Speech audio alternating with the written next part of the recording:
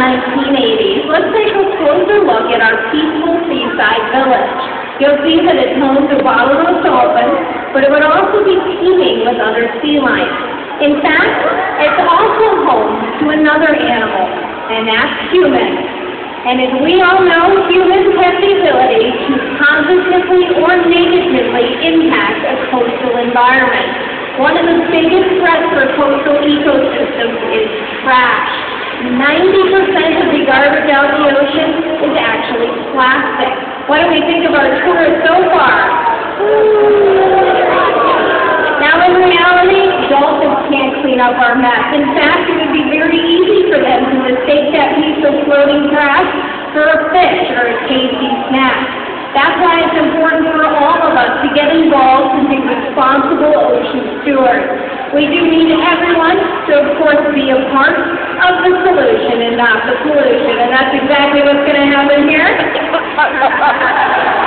Well, let's hear it for our newly converted conservation hero. Big round of applause.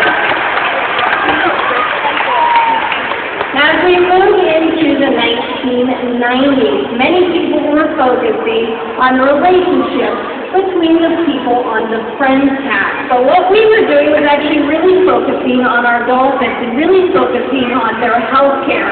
And that's what's going on right now. If you take a walk along all that back wall, these are known as custody behaviors. That's a fancy term for care behaviors. Every single day, these dolphins and trainers practice a variety of health care behaviors. Starting all the way on the right, you see a dolphin is getting a dental exam. You'll see all the way on the left, that dolphin's actually practicing getting an ultrasound. You can see that in the center as well. And second from the left, that's how you take blood from the dolphin. You actually take it right from the tail group. Now, as you can see, there's no equipment up there. All that's going on is our dolphins and trainers are practicing. And for doing a great job, you'll see each one of those dolphins is about to get a big mouthful of fish. Now, as we move into the most recent decade, when many people were retreating into the fantasy world of Lord of the Rings, Star Wars, and Harry Potter, here at 17, we're focusing on very natural, very realistic behaviors. And one of the most realistic behaviors for a dolphin is its ability to jump. And that's exactly what we're going to show off right now. We're going to show off a very flashy behavior that's known as a breach. We're starting all the way on the left-hand side.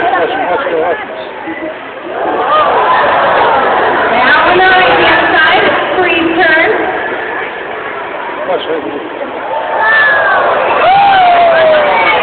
Let's give both ourselves a big round of applause.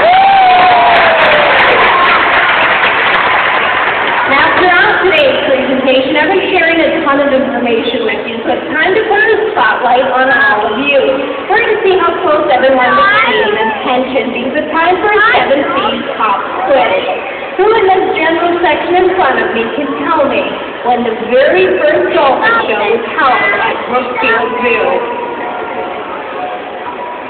Okay, got some people thinking, I'm going to just get right up front. And she said 1960. What do we think? Well, we're getting some yeses, we're getting some no's, but you know what? I'm not going to tell you it's yes or no, because our dolphins like to help out with these pop quizzes. So you stay right there. Let me move over here. Don't move. Our dolphins are going to let you know. Okay. You've got 3 dolphins heading your way.